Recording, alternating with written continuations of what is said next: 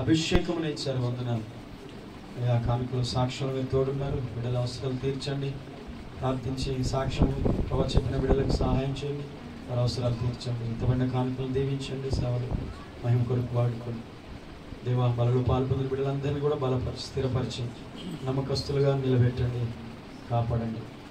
ఇక ముందున్న సమయాన్ని ప్రభు మీరు ఆశీర్వాదకరంగా మమ్మల్ని ఉంచండి. నెల మీటింగ్స్ అనుకున్న మీ చిత్తానుసారంగా జరిగించండి. దేవ, వచ్చిన బిడ్డలందరి వాటిని స్తుతిస్తున్నాను. ఇది దీనదాసు నన్ను అభిషేకించండి. నాతో నీ బిడ్డలందరితో మీరు మాట్లాడండి. సహాయం చేయండి. వినగల చెవి, గ్రహించగల మనసు దయచేయండి. మరి ఈరోజు ప్రేమ కొరకు ప్రభు అన్ని రకాలుగా మరి ప్రయాసపడిన వారిని, ఇచ్చిన వారిని, పనిచేసిన వారిని మీరు దీవించండి. నీ బిడ్డలను ఆశీర్వదించమని యేసునామమున ప్రార్థిస్తున్నాను తండ్రి. ఆమేన్. ఆమేన్. దేవునికి మహిమ కలుగును గాక. కొద్ది నిమిషాలు మీ మనసులు దేవునిపై కేంద్రీకరించండి. వాక్యంపై మీ మనసును ఉంచండి. అర్థమైన కాకపోయినా కొన్ని మాటలైనా దేవుడు మనతో మాట్లాడుతున్నప్పుడు కొన్నిసార్లు అవి కానీ కొంచెం కష్టతరంగా అనిపించినా అవి మనం రిసీవ్ చేసుకుందాం. ఎందుకంటే దేవుని వాక్యము శుద్ధి వంటిది, బండలు బద్దలు చేసి శుద్ధి వంటిది. కొన్నిసార్లు వాక్యము అగ్ని వంటిది అని కూడా రాయబడింది.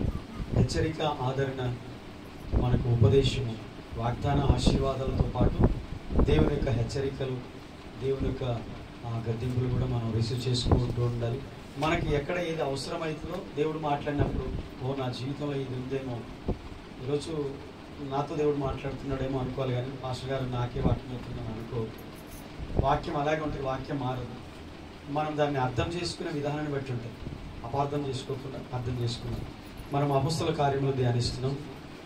3వ అధ్యాయంలో మొదటి 10 వచనాలు ధ్యానించాం. అక్కడ ఒక వ్యక్తిని గురించి మనం నేర్చుకున్నాం కదా. ఎవరో వ్యక్తి, అతని పేరేమీ వ్రాయబడలేదు, కానీ అతని జీవితంలో మాత్రం గొప్ప అద్భుతం జరిగింది. మరి తన జీవితము ఒకేసారి తన లైఫ్ టర్న్ అయిపోయింది. ఊహించలేదు కదా, తను ఎప్పుడు ఊహించలేదు. పుట్టుకతో మొదలుకొని కుంటివాడే, కాళ్ళున్నాయి కానీ ఫలించేది, నడవలేదు. కొంతమంది మనుషులు అతన్ని మోసుకొని వస్తారు కదా. అపొస్తలుల కార్యం 3వ అధ్యాయం మొదటి నుండి 10వ వచనం వరకు మనం చదువుకున్నాం. అలాగే అతని జీవితం గడుస్తున్నప్పుడు ఒకరోజు దైవజనులు పేతురు, యోహానులు దేవాలయంలో ప్రార్థన కాలంలోకి వెళ్తున్నప్పుడు అతడు వారి వైపు చూశాడు. అందరి వైపు చూస్తాడుగా, భిక్షం అనుకుంటున్నాడు. అలాగే వారి వైపు చూస్తే అతడు ఏం చేశాడు, వాళ్ళు ఏం చేశారు, మా వైపు తేరి చూడమని చెప్పి, మా యొక్క వెండి బంగారం లేవు కానీ మాకు కలిగినది ఇస్తున్నాము. ఏంటి, యేసయ్య నామమున మేము కలిగి ఉన్నాం కాబట్టి ఆయన నామంలో నీవు లేచి నడవమన్నప్పుడు అతని యొక్క విశ్వాసానికి మనం ఆశ్చర్యపడాలి కదా. అతని యొక్క స్థితి చూస్తే అతడు ప్రతిదినం అడుక్కునే వ్యక్తి సడన్గా ఒక కొత్త విషయాన్ని విన్నప్పుడు దాన్ని నమ్మడము, దాన్ని విశ్వసించడము, దాన్ని లోబడము, విధేయత చూపడం అంత ఈజీ కాదు. చాలాసార్లు అది చాలా కష్టమైన, కానీ ఇక్కడ అతని జీవితంలో మాత్రం జరిగింది. అందుకనే యేసయ్య అన్నాడు, మీరు నమ్మిన యెడల నా మహిమను చూస్తారు కదా. మార్తా మరియలతో లాజరు సమాధిలో ఉన్నప్పుడు కూడా మార్తా మరియలు వాళ్ళని అన్నాడు, మీరు నమ్మిన యెడల నా మహిమను, దేవుని మహిమ మీరు చూస్తారు నమ్మితే. ఇక్కడున్న మనందరి జీవితాలు కూడా దేవుని నమ్ముతున్నాము, అయితే దేవుని మహిమను మనం చూసే విధంగా నమ్మట్లేదు. కొన్నిసార్లు నమ్ముతున్నాము కానీ లోబడట్లేదు. దయ్యాలు కూడా నమ్ముతాయి కదా, దేవుడు ఒక్కడని. దయ్యాలు కూడా నమ్ముతాయి, నమ్మి వణుకుతాయని చెప్తున్నాడు. కానీ మనం నమ్మడం సరిపోదు, మనం దేవునికి లోబడాలి. మనం దేవునికి లోబడము దయ్యం కూడా చూస్తుంది. మనం దేవుని నమ్ముతున్నాం కానీ దేవునికి లోబడట్లేదు. అంటే మీకు మాకు తేడా ఏంటి అంటే, మేము కూడా దేవుని నమ్ముతున్నాం. ఒకరోజు మమ్మల్ని యేసయ్య వస్తాడు, మమ్మల్ని అందరు నరకంలో వేస్తాడు. ప్రస్తుతం ఇప్పుడు మాకు స్వతంత్రత ఉంది, భూమి మీద మేము అటు ఇటు తిరుగుతున్నాం గాలిలో. మేము మా ఇష్టం వచ్చినట్టు మనుషులందరూ ఇబ్బంది పెడుతున్నాం, మా ఇష్టం. దేవుని నమ్ముతున్నాం కానీ మేము లోబడట్లేదు, మా ఇష్టం వచ్చినట్టు చేస్తున్నాం. మీరు కూడా దేవుని నమ్ముతున్నారు కానీ మీరు లోబడట్లేదుగా, మాకు మీకు తేడా ఏంటి అంటే. కాబట్టి దేవుడు ఏం చెప్తున్నాడంటే, మీరు నమ్మితే దేవుని మహిమను చూస్తారని యేసయ్య చెప్పాడు. ఈ వ్యక్తి జీవితంలో కూడా అతడు విధేయత చూపాడు. నజరేయుడైన యేసుక్రీస్తు నామమున లేచి నడవడం అంటే, నాకు కొన్ని సంవత్సరాలు కాదు, పుట్టుకతోనే నాకు 2 కాళ్ళు పనిచేయదు. మీరు ఇప్పుడు వచ్చి యేసు నామమున నడవమంటే, నేను నడవలేను కాబట్టి కదా నన్ను మోసుకొచ్చి ఇక్కడ కూర్చోబెడుతున్నారు, నన్ను ఎలా నడవమంటారు మీరు అసలు మీకు అని అతడు కొంచెం వాళ్ళ విషయంలో తప్పుగా మాట్లాడవచ్చు, కానీ మాట్లాడలేదు. ఏం చేశాడు తెలుసా, అప్పటి వరకు తన జీవితంలో జరగని కార్యం ఏదో జరుగుతుందని నమ్మాడు. హల్లెలూయా. ఇక్కడ ఉన్న మీ అందరికీ చెప్పే విషయం ఏంటంటే, మన జీవితంలో మనందరం చెప్పుకోవాల్సింది ఏంటంటే, మనం ఎప్పుడు దేవుణ్ణి నమ్మాలి. మంచివాడు, ఆయన మంచి చేస్తాడని మనం నమ్మాలి, అంతే. సందేహం అవసరమే లేదు. సందేహించేవాడు గాలికి ఎగురుపడే తరంగములు పోలినవాడు అంటే. సముద్రపు అలలు ఎలా వస్తాయి? 1 కిలోమీటర్ దూరం వెళ్తాయి, మళ్ళీ వెనక్కి వెళ్తాయి. స్థిరత్వం ఉంటుందా సముద్రానికి? నిమ్మలింపనేరదు. సంవత్సరాలు చూస్తున్నాం, సముద్రం ఎన్నడూ ప్రశాంతంగా ఉండదు. ఉన్నట్టు చూసారా? చెరువు కానీ బావి కానీ నిమ్మలంగా ఉంటుంది. సముద్రం ఉంటుందా? సముద్రంతో ఎందుకు పోల్చాడంటే, విశ్వాసంలో మనం సందేహిస్తే సముద్రంతో మనకి పోలిక ఉంటుంది అనమాట. తేడా ఏం లేదు. కాబట్టి మనం ఏం చేయాలంటే, స్థిరత్వం. ఒక విషయంలో దేవుని అడుగుతున్నాం, ప్రార్థన చేస్తున్నాం, నమ్ముతున్నాం, దేవుడు చేస్తాడు, అంతే. ఆమేన్. ఆ వ్యక్తి స్థిరత్వము, విశ్వాసంలో స్థిరత్వము. చూడండి, స్థిరమైన విశ్వాసం అంటారు దాన్ని. అద్భుతాన్ని పొందాడు, లేచి నడిచాడు, గంతులు వేస్తున్నాడు, దేవాలయానికి పైకి వెక్కాడు, వాళ్ళతో పాటు పైకి ఎక్కాడు, దేవుని స్తుతిస్తున్నాడు. హల్లెలూయా. 10వ వచనం. చూసిన వాళ్ళు ఆశ్చర్యం, ప్రతిదినం చూస్తున్నాడు. వీడిని నలుగురు మోసుకెళ్తారు, వీడు ఈరోజు నడుస్తున్నాడు ఏంటి అని ఆశ్చర్యపోయి విశ్వమందరూ కొంతమంది పరవశులైపోయారు. ఇప్పుడు 11వ వచనంలో మనం చదివితే, కింది వచనాలు చదవండి, 11 నుంచి చదవండి ఒకసారి. అపొస్తలుల కార్యం 3వ అధ్యాయం 11 నుంచి.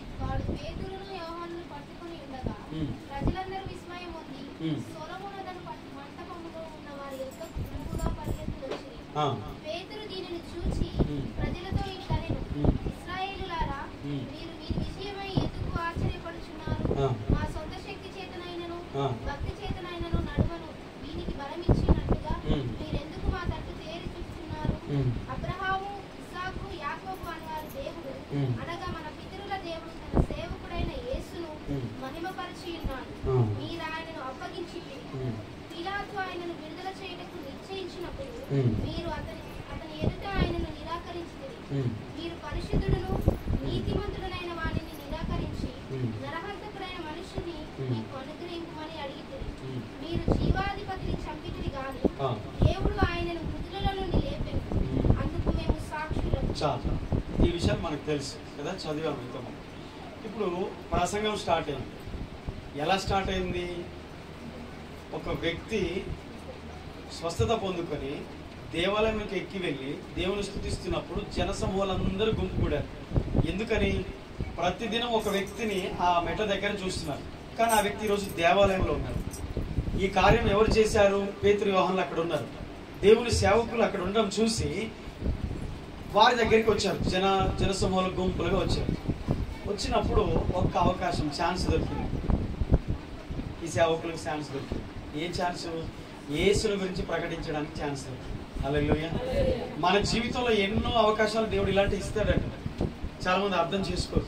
ఏదో ఒక కోణంలో దేవుని గురించి మనం చెప్పడానికి, లేకపోతే ఆయన ప్రేమను చెప్పడానికి దేవుడు అయినా అనేక అవకాశాలు మనకి ఇచ్చి ఉండొచ్చు, కానీ మనం ఉపయోగించుకోం. కానీ వాళ్ళు ఎంత చక్కగా ఉపయోగించుకున్నారు. సువార్త చెప్పడానికి ఒక అవకాశం వారికి దొరికింది. ప్రతిదినం ఒక వ్యక్తిని చూస్తున్నారు. ఆ వ్యక్తి ఈరోజు నడుస్తున్నాడు, నడవలేని వాడు ఈరోజు నడుస్తున్నాడు. చూసి వారు వచ్చి పేతురు, యోహానుతో చూస్తున్నారు. వాళ్ళు ఏమన్నారు? మీరు మా తట్టు చూస్తున్నారంటే మేము వానికి నడవడానికి మేము బలం ఇచ్చామా? మా సొంత శక్తి చేతనైనను భక్తి చేతనైన నడవను వీనికి బలమిచ్చినట్టుగా మీరెందుకు మా తట్టు తేరి చూస్తున్నారు? 12వ వచనం కింది లైన్లో, మీరెందుకు మా తట్టు చూస్తున్నారు అని డైరెక్ట్ ఏం చెప్తున్నారు తెలుసా? యేసు వైపు వారిని దృష్టి మళ్ళిస్తున్నారు.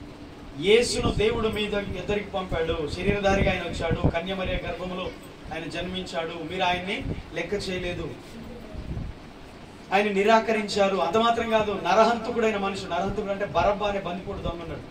యేసును సిలువ వేసే సమయానికి బందిపోటు దొంగగా ఉన్నవాడు, నరహంతకుడుగా ఉన్నవాడు, రోమ ప్రభుత్వానికి విరోధంగా ప్రవర్తించిన వ్యక్తిని చెరసోల్లో వేశారు వాళ్ళు, రోమ ప్రభుత్వం.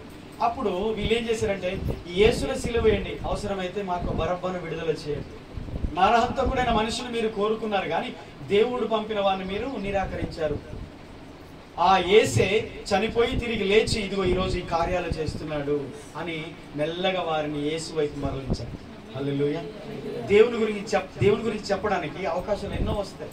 వచ్చిన అవకాశాన్ని వాళ్ళు ఉపయోగించుకున్నారు. మనం ఎప్పుడైనా ఆలోచించాము? మన ఫ్రెండ్స్ ఉంటారు, మన పరిచయస్తులు ఉంటారు, మనతో పనిచేసే కాడ కానీ మనతో ఎంతో మంది పరిచయం ఉన్న వాళ్ళు ఉంటారు.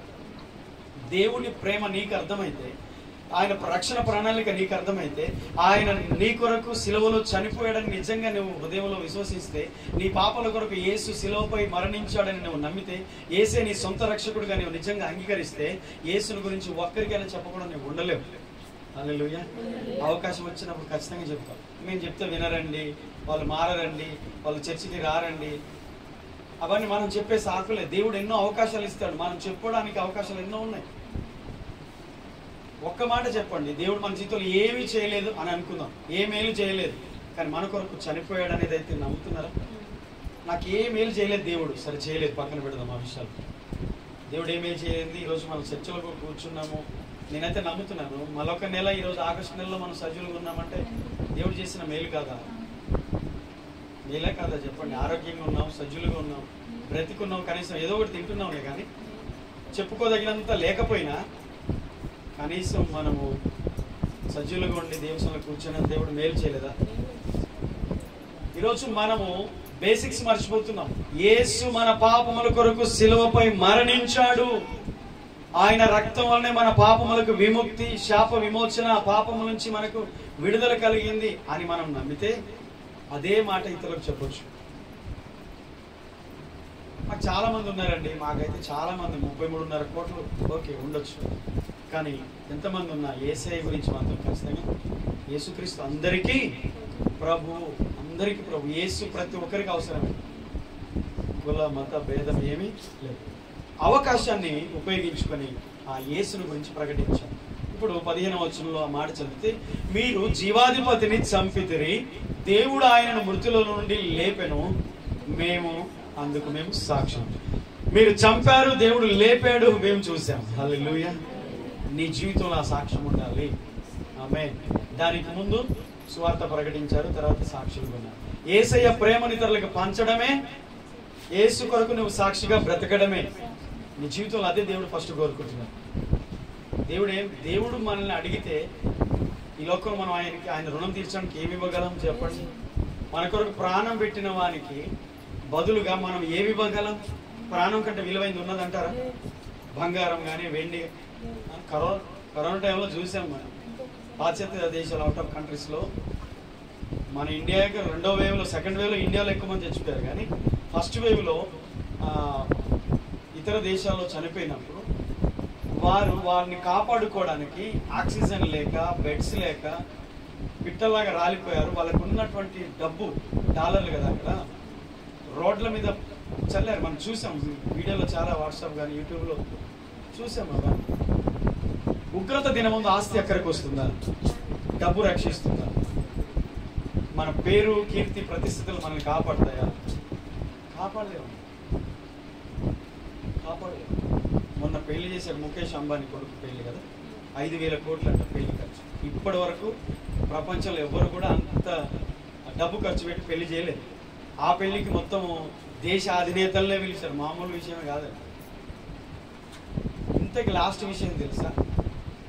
అన్ని వేల కోట్లు ఖర్చు పెట్టి పెళ్లి చేసిన ఆయన కొడుకు, ముఖేష్ అంబానీ కొడుకు, హెల్త్ బాగుంటుంది.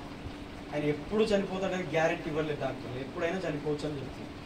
చెప్పండి, ప్రపంచాన్నే కొనేయగలిగిన ధనవంతుడు ప్రాణాన్ని కాపాడగలుగుతున్నాడా?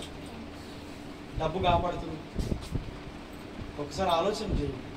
దేవుడు ఎంత కృపను మనకి ఇస్తున్నాడో మనకు అర్థం కావట్లేదు. మనం చాలాసార్లు మా సామర్థ్యం వల్ల మేము భాగ్యం సంపాదించుకుంటున్నాం అనుకుంటున్నారు. మా తెలివి వలన, ఈరోజు మా బలం వలన, మాకున్న జ్ఞానం వలన మేము సాధించామంటాం. లేదు లేదు లేదు. పౌలు అన్నాడు, ఆ మాట మనం అందరం చెప్పాలి.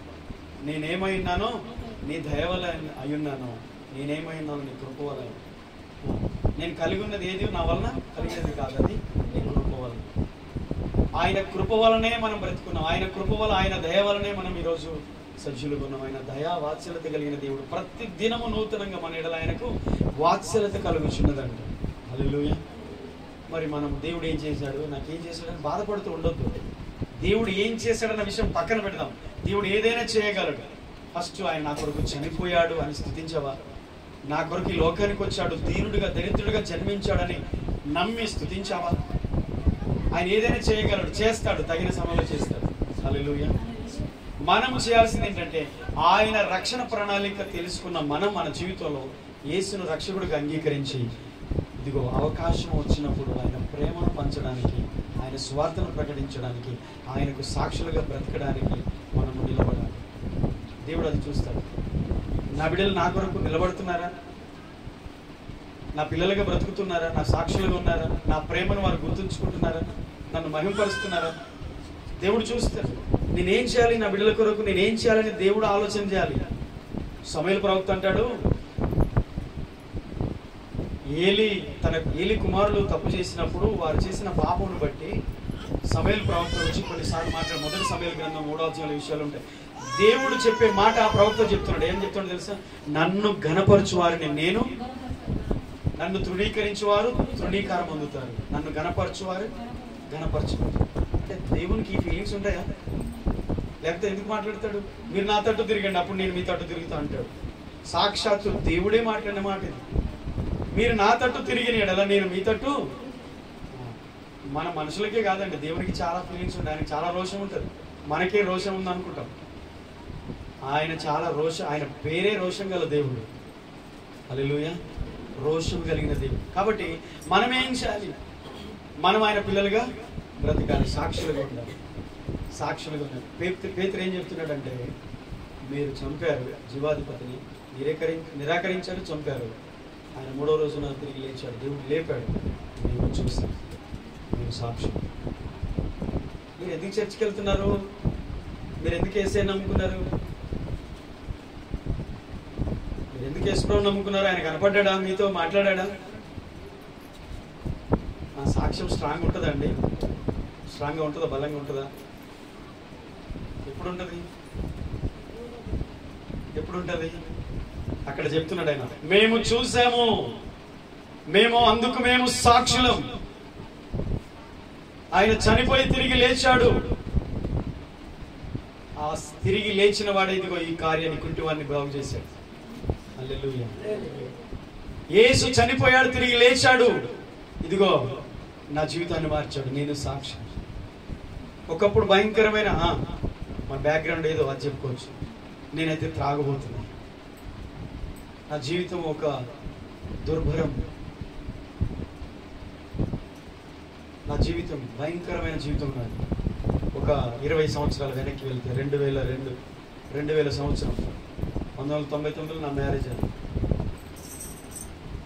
ప్రార్థన చేస్తుంటే వెనకంగా తన్నేవాడిని, బైబిల్ చించేవాడిని, ఇంట్లో ఉన్న వాళ్ళందరినీ కొట్టేవాడిని, గొడ్డలతో తలుపులు నరికేవాడిని, క్రూరంగా మూర్ఖుడిగా ప్రవర్తించేవాడిని.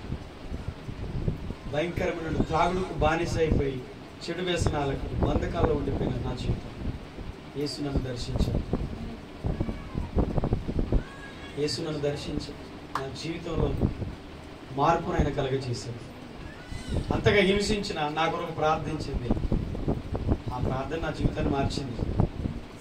నేను ఎవరికైనా చెప్పగలను, నేను ఒకప్పుడు ఇలా ఉన్నాను. ఒక్కొక్కరికి ఒక సాక్ష్యం ఉంటుంది. మనం సాక్షులుగా ఉండొద్దా?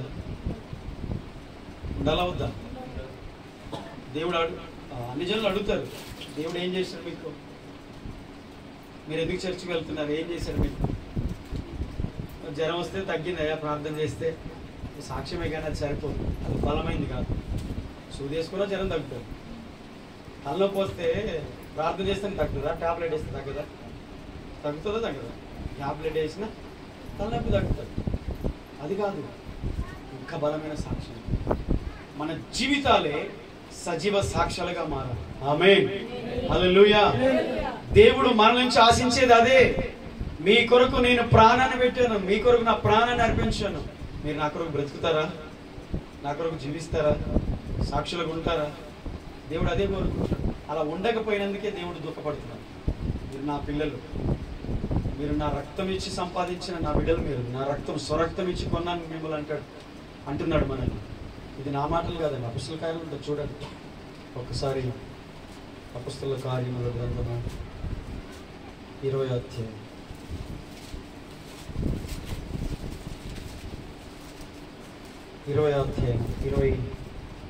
28వ వచనం చదవండి.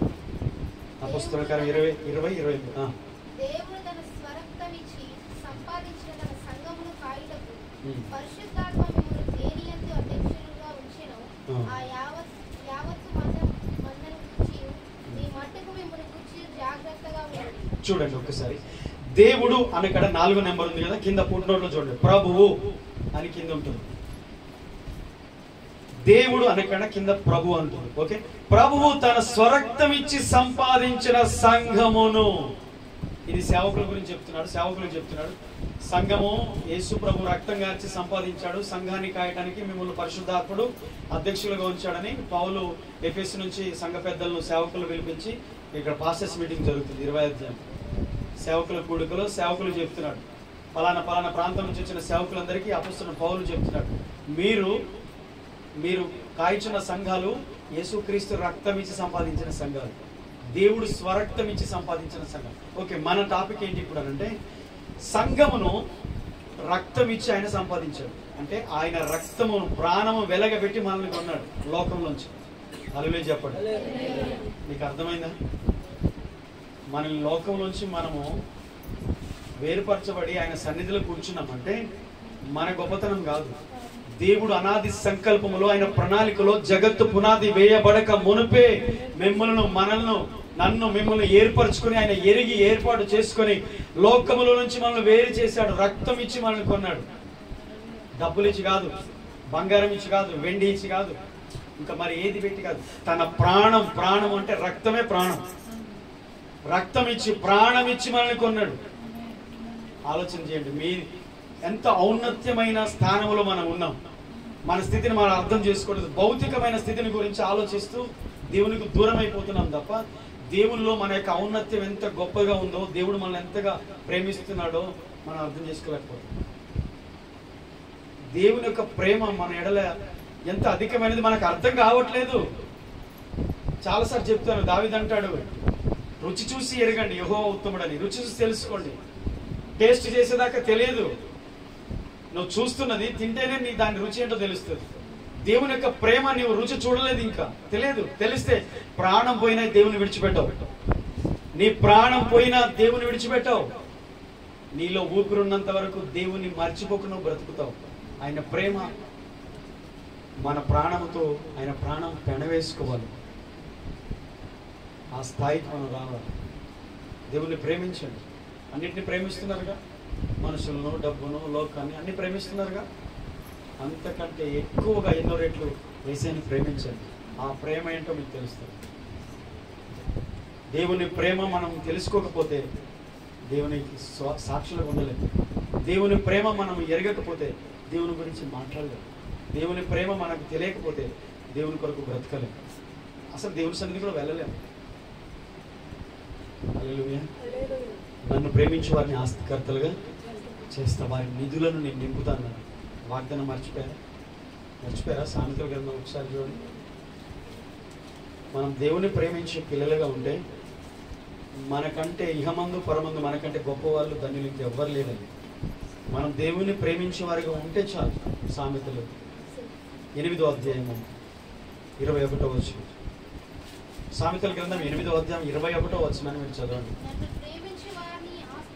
నన్ను ప్రేమించు వారిని ఆస్తి కర్తలుగా చేయుదును. దేవుడే చెప్పాడు ఈ మాట. నీ నిధులన్నీ ఆయన నింపుతాడు. ఖాళీ అయిపోయినట్టుందేమో ఇంత ఇక అయిపోయింది నా పని, నా పరిస్థితి ఇంతే, నా బ్రతికి ఇంతే, ఇక ఆర్థిక ఇబ్బందులు, మునిగిపోయాను, సముద్రంలో మునిగినట్టుగా అప్పుల ఊబిలో మునిగిపోయాను, అనారోగ్యతలో మునిగిపోయాను, నా జీవితం ఇంతే అనుకోవద్దు. లోకమంతా ఒకరోజు మనం చేయి విడిచిపెడుతుంది. ఆఫ్కోర్స్ కొన్నిసార్లు మన వాళ్ళే మన చేయి విడిచిపెడతారు.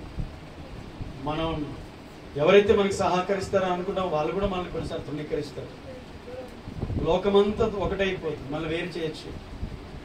కానీ దేవుడు మనల్ని ప్రేమిస్తున్నాడు. మనం ఆయన ప్రేమిస్తే మన కొరకు దేవుడు దాచిన మేలు, సిద్ధపరిచిన బహుమానం ఎంత గొప్పదో మనకి అది హృదయానికి అగోచరం. అది అర్థం చేసుకో, ఆయన ప్రేమను మనము అర్థం చేసుకోలేకపోతుంది. దేవుడు అన్నాడు, నన్ను ప్రేమించు వారిని ఆస్తి కర్తలుగా చేస్తాను. హల్లెలూయా. ఆస్తి కర్తగా, అది అక్షరార్థంగా తీసుకోండి, మీరు అలంకార భాషలో ఆత్మీయ అర్థమైన తీసుకోండి, అక్షరార్థం కూడా మీరు తీసుకోండి. అబ్రహాంకి ఇచ్చిన వాగ్దానం నెరవేరుతుంది. నువ్వు నడుచు భూమి అంతా నీకు ఇస్తానన్నాడు, నువ్వు అడుగుపెట్టి స్థలం నీకు ఇస్తానన్నాడు, నువ్వు కోరుకున్నది నీకు ఇస్తానన్నాడు. నన్ను అడుగుము, జనములు నీకు స్వాస్థ్యముగా, భూమిని దిగంతముల వరకు సొత్తుగా ఇస్తానన్నాడు. దేవా, ఈ భూమి నాకు కావాలి, ఈ స్థలం నాకు కావాలి. ప్రార్థన చేస్తున్నావేమో, నువ్వు ఏది ఆశిస్తున్నావు, అది ఏదైనా కావచ్చు. దేవుడు మాట ఇచ్చాడు తప్పడు, కానీ షరతులు వర్తిస్తాయి. ఆయన ప్రేమించింది, ఆమె ఆయన ప్రేమించింది. ఆయన కొరకు, ఆయన ప్రేమించేవారు ఆయన కొరకు ప్రాణం పెట్టడానికి కూడా. అపోస్తలుల గురించి మీరు చదవండి, బైబిల్లో వాళ్ళ చరిత్ర లేదు కానీ వేరే బుక్స్ ఉన్నాయి. హతసాక్షులు, అపోస్తలుల జీవిత చరిత్ర. పేతురు ఏ దేశం వెళ్ళి ఎక్కడ క్రీస్తు కొరకు హతసాక్షి అయ్యాడు, యోహాను ఎటు వెళ్ళాడు, అంద్రేయ ఎటు వెళ్ళాడు, ఫిలిప్పు ఎటు వెళ్ళాడు. ఒక్కొక్క శిష్యుడు, తోమ, 12 మందిలో తోమ మన దేశానికి వచ్చాడు, ఇండియా. సందేహించిన వాడు, మేము యేసుని చూసామంటే నేను నమ్మను అని అన్నాడు. ఆయన గాయములు, చేతి గాయముల్లో వేలు పెట్టి చూస్తేగా నేను నమ్మన్నాడు. చూశాడు తోమ, చూసి నమ్మిన వారి కంటే చూడక నమ్మిన వారి కంటే. అప్పుడు తోమ పశ్చాత్తాపడ్డాడు, ఏడ్చాడు. ఆ తర్వాత తన జీవితానికి ఎప్పుడు కూడా సందేహించలేదు, అనుమానించలేదు. భారతదేశానికి కొన్ని వేల మైళ్ళు ప్రయాణం చేసి మన దేశానికి వచ్చి క్రీస్తు సువార్తను ప్రకటించాడు. ఈరోజు భారతదేశం అంతా కూడా దేవుని తెలుసుకోవడానికి 12 మంది శిష్యులు ఒకరు, 12 మంది 12 ప్రాంతాలకు చెదిరిపోయారు. ఆ తర్వాత ఆదిమ సంఘం విస్తరించారు. ప్రతి విశ్వాసం ఒక్కొక్కరు ప్రాంతం. ఫిలిప్పు ఒక ప్రాంతానికి వెళ్ళిపోయాడు, సమరైకి వెళ్ళాడు. ఫిలిప్పు అక్కడ సువార్త ప్రకటించాడు. దేవుడు అద్భుత కార్యాలు జరిగించాడు, గొప్ప సువార్తికుడు అయిపోయాడు. కొన్ని లక్షల మంది దేవుని ప్రేమను తెలుసుకున్నారు. ఈరోజు మనం ఆయన కొరకు బ్రతకలేకపోతున్నాము, నిలబడలేకపోతున్నాము, జీవించలేకపోతున్నాము, సాక్షులు ఉండలేకపోతున్నాం, ఆయన సువార్తను ప్రకటించలేకపోతున్నాం అంటే ఒకే ఒక రీజను, మనం ఆయన్ని ప్రేమించలేకపోతున్నాం. హల్లెలూయా. ప్రభువును ప్రేమిస్తే ఆయన విడిచిపెట్టి నువ్వు ఉండలేవు, ఆయన నిన్ను విడిచిపెట్టి ఉండలేవు. అది తప్పనిసరి. ఆయన వెతుక్కుంటూ వస్తాడు మన దగ్గర. దావీదుకు తెలుసు ఆ విషయం, అన్నాడు, యెహోవా నా కాపరి, నాకు లేమి కలగదు. నెక్స్ట్ ఏమన్నాడు తెలుసా? గాఢాంధకారపు లోయలో నేను సంచరించినను ఏ అపాయములకు భయపడను. ఎందుకు దావీదు ఎందుకు భయపడవు అంటే, ఆయన దుడ్డు కర్రయు దండమును నన్ను ఆదరిస్తుంది. హల్లెలూయా. నీ జీవితం ఒకసారి గాఢాంధకారపు లోయలోనికి వెళ్ళినట్టుగా ఉండొచ్చు, అపాయకరమైన స్థితిలోనికి వెళ్ళినట్టు ఉండొచ్చు, ఊపిరి ఆడక, దిక్కు తోచక, ఈ పరిస్థితిలో నేనేం చేయలేను, ఇక నేను బయటికి రాలేను అన్నటువంటి పరిస్థితిలో మన నిరీక్షణ ధైర్యం ఎవరు తెలుసా? యేసయ్య. హల్లెలూయా. ఆయన మన కాపరి, ఆయన మన విడిచిపెట్టి ఆయన వెతుక్కుంటూ వస్తాడు. నీకు ఒక 4 గొర్రెలు ఉన్నాయి, దానికి 4 పిల్లలు ఉన్నాయి, ఒక 10 గొర్రె పిల్లలు ఉన్నాయి. ఒక దూరం అడవి ప్రాంతాలకు వెళ్ళిపోయావు, గొర్రె పిల్ల అటుటయి కంపలోకో చెట్లలోకో పోయింది, అడవిలోకి వెళ్ళిపోయింది.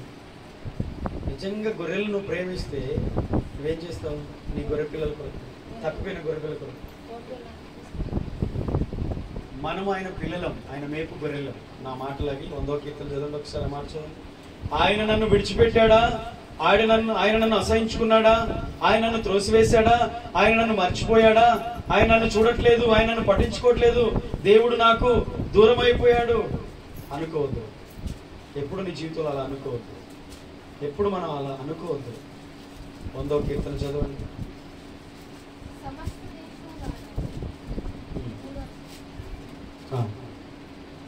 3వ వచనం చదువునా? 100వ కీర్తన. యెహోవా దేవుడని తెలుసుకోండి. జాగ్రత్త, ఆయనే మనల్ని పుట్టించను, మనము ఆయన వారము, మనము ఆయన ప్రజలము, ఆయన మేపు గొర్రెలం. హల్లెలూయా. ఆయన మనల్ని పుట్టించాడు, మనం ఆయన వారము, మనం ఆయన ప్రజలం, మనం ఆయన మేపే గొర్రెలం. హల్లెలూయా. ఆయన కాపరి, నిజమైన కాపరి, ప్రధాన కాపరి, మంచి కాపరి. ఆ ప్రధాన కాపరి ప్రత్యక్షమయ్యే దినాలు, రోజుల దగ్గర ఉన్నాయి. త్వరలో యేసే రాబోతున్నాడు. నీవు ఆయన పిల్లల, ఆయన పుట్టించిన వారము, ఆయన ప్రజలము, ఆయన మేపు గొర్రెలమైతే కాపరి రాబోతున్నాడు. ఆయన మనల్ని మర్చిపోడు, విడిచిపోడు. నువ్వు అనుకుంటున్నావు దేవుడు నన్ను మర్చిపోయాడు, దేవుడు నన్ను పట్టించుకోవట్లేదు, నా ప్రార్థన వినట్లేదు, నాకేమీ సహాయం లేదు, రావట్లేదు, దేవుడు నాకు సహాయం చేయట్లేదు అని అనుకుంటున్నావు. లేదు, నీ కాపరి స్వరం విను. నీ కాపరి స్వరం వినడానికి వేగిరపడు. నువ్వు ఆయన ప్రేమించు, నువ్వు ఆయన తప్పితే. ఆమేన్. ఆయన మనం విడిచిపెట్టాడు. పేతురు అన్నాడు, మేము చూసాం, మీరు చంపారు, నిరాకరించారు, నరహంతకుణ్ణి మీకు కోరుకున్నారు, కానీ ఆయన మాత్రం సిలువ వేయండి అన్నారు. చంపారు, జీవాధిపతిని మీరు చంపారు, కానీ ఆయన చావడానికి మనిషి కాదు, మనిషిగా వచ్చిన దేవుడు. హల్లెలూయా చెప్తారు. మానవుడుగా వచ్చిన దేవుడు ఆయన అపవాది క్రియలు లయపరచడానికి వచ్చాడు ఈ భూమి మీదకి. బంధించబడిన వారిని విడుదల చేయడానికి వచ్చాడు, పాపములో ఉన్న వారిని విడిపించడానికి వచ్చాడు, చీకట్లో ఉన్న వారిని ఆశ్చర్యకరమైన వెలుగులోనికి, మరణంలో ఉన్న వారిని శాశ్వతమైన జీవములోనికి తీసుకువెళ్ళడానికి వచ్చాడు. ఆయన పొందిన అవమానంలో మనకు ఘనత, ఆయన కార్చిన రక్తంలో మన పాపలకు క్షమాపణ, శాప విమోచన కలుగుతుంది. ఆయన ప్రేమ మనకు అర్థమైతే ఆయన మనం విడిచిపెట్టి ఉండాలి. ఆయన సజీవుడైన దేవుడు అయితే ఆయన తిరిగి లేచాడు. మేము చూసాం, మా జీవితాలు ప్రభావితమైనవి. చేపలు పట్టుకునే వాళ్ళు, బెస్తవాళ్ళు, ఈ పేతురు, అంద్రేయ, యాకోబు, యోహాను, వీళ్ళంతా శిష్యులందరూ కూడా చదువు రాని వాళ్ళు, సామాన్య ప్రజలు వాళ్ళు. చదువు రాదండి, అక్షరముఖ రాదు. వారి తల్లిదండ్రులు దోణిలో ఉండి చేపలు పట్టుకుంటున్న పిల్లలారా రండి అని పిలిస్తే గలిలే సముద్ర తీరం నుండి వారు దోణిలో వలలు విడిచిపెట్టి వారి తండ్రిని తల్లిని అందరూ విడిచిపెట్టి వచ్చారు. ఒకరోజు డౌట్ వచ్చింది పేతురికి, బోధకుడా మేము అన్ని విడిచిపెట్టి వచ్చాము, మరి మాకు లాభం? ఈ పేతురికి ఎప్పుడు కొంచెం సందేహాలు ఎక్కువ. మేము అది విడిచిపెట్టాం, మరి మాకేమొస్తుంది? అలాంటి వాళ్ళు కూడా దేవుడికి ఇష్టం. అడగాలి, ప్రశ్నించే వాళ్ళు కూడా కావాలి. అప్పుడు అన్నాడు, ఇహమందు పరమందు 100 రెట్లు మీరు బ్రతకాలి. అంత మాత్రం కాదు, మీరు 12 మంది ఇశ్రాయేలు 12 గోత్రాలకి 12 సింహాసనం మీద కూర్చొని తీర్పు తీర్చే గొప్ప ఆధిక్యత ఇస్తాను. హల్లెలూయా. చదువురాని వాళ్ళు, జ్ఞానం లేదు, టాలెంట్ లేదు, తలాంతులు లేవు, ఏ విద్య లేదు, విద్య లేని పామరులు అని వారికి టైటిల్ పెట్టారు. ఈ విద్య లేని పామరులు ఇక్కడికి వచ్చారు, భూమిని తలకిందులు చేసేవారు ఇక్కడికి వచ్చారని చెప్పుకున్నారు. వారికి ఈ లోక జ్ఞానం లేకపోవచ్చు, కానీ దేవుని జ్ఞానం ఉంది. వాళ్ళ అంటున్నాడు, ఆయన అంటున్నాడు, మేము చూస్తాం, మేము సాక్షులం, అందుకు మేము సాక్షులం. ఈరోజు ఈ గ్రామంలో లేకపోతే నీవు ఉన్న ప్రాంతంలో నీవు యేసుకు సాక్షిగా ఉండడమే యేసుకు ఇష్టమైన పని. ఆమేన్. హల్లెలూయా, హల్లెలూయా. దేవుడు మనల్ని కోరుకుంటున్నది ఏంటి? దేవుడు మనల్ని కోరుకుంటున్నది ఆయన సాక్షులు, ఆయన ప్రేమను మనం ప్రకటించాలి. అయితే ఇది సాధ్యం కాదు, మనం ఆయన ప్రేమిస్తేనే సాధ్యం. యేసు కొరకు పేతురు తలకిందులు సిలువ వేయబడి చనిపోయాడు. అందరూ చాలా మంది, కొంతమంది యాకోబు రంపంతో పోయబడ్డాడు, పౌలు శిరఛేదనం చేయబడ్డాడు, రోమాలో పౌల్ని తల నరికారు, శిరఛేదనం చేయబడి హతసాక్షులు అయిపోయారు. ఇప్పుడు అంత లేదులేండి, మనకు అంత రేంజ్ లేదు, అంత భక్తి లేదు. దేవుని కొరకు హతసాక్షులయ్యే లిస్ట్ ఒకటి ఉంటుంది, ఆ లిస్టులో ఉన్న వాళ్ళే పోతారు. మనకేమి అలాంటి స్థితి రాదులేము. మనం భయపడకండి, యేసయ్య కొరకు చచ్చిపోవాలని. యేసు కొరకు చచ్చిపోవాలని అవసరం లేదు, కానీ యేసయ్య కొరకు జీవిస్తే చాలు. హల్లెలూయా. యేసు కొరకు చావడం అనేది దానికంటే జీవించడమే గొప్ప. చచ్చిపోతే ఒక్కసారి చంపేస్తే అయిపోతుంది, కానీ జీవించాలంటే బ్రతికినంత కాలం అన్ని భరిస్తూ బ్రతకాలి కదా. నిందలు వస్తే లోకంలో అన్ని పరిస్థితులు ఎదుర్కొంటూ దేవుని బిడ్డగా బ్రతకాలి. హల్లెలూయా. జీవించడమే గొప్ప. కాబట్టి యేసయ్య కొరకు మనం జీవించాలి. దేవుడు మన నుంచి ఆశించేది కూడా అదే. అయితే దానికి ముందు ఆయన మనం ప్రేమిస్తేనే తప్ప ఆయన కొరకు మనం జీవించలేం. యేసును ప్రేమించేవారే యేసు కొరకు జీవిస్తారు. యేసును ప్రేమించేవారే యేసును విడిచిపెట్టకుండా ఉంటారు. యేసును ప్రేమించేవారే యేసు కొరకు జీవించగలుగుతారు, సాక్షులుగా ఉంటారు, ఆయన ప్రేమను ప్రకటిస్తారు. ఆయన కూడా అలాంటి వారిని విడిచిపెట్టాడు. మళ్ళీ చెప్తున్నాను, ఇంతకుముందు కాపరి గొర్రెల గురించి చెప్పాను. ఆయన కూడా కాపరి కూడా గొర్రె పిల్లలు ప్రేమిస్తే విడిచిపెట్టాలి. ఏడబోతే కొన్ని కుక్కలు తొడల్లో తిని అనుకున్న వాడైతే గొర్రెపిల్ల కోసం పోడు, కానీ ఆయన ప్రాణం పెట్టాడు. ఎందుకు విడిచిపెడతాడు? అపొస్తలుల కార్యాలు చదువుకున్నాం 28 స్వరక్తం ఇచ్చి మనల్ని కొన్నాడు.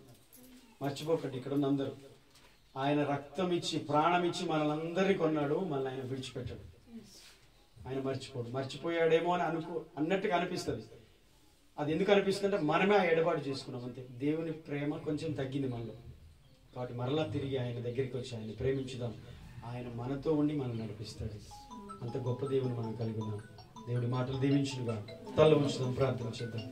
నమ్మదగిన దేవా, నీతిమంతుడా, కృపగలిగిన దేవా, సర్వశక్తి గల తండ్రి, స్తోత్రాలు అయ్యా.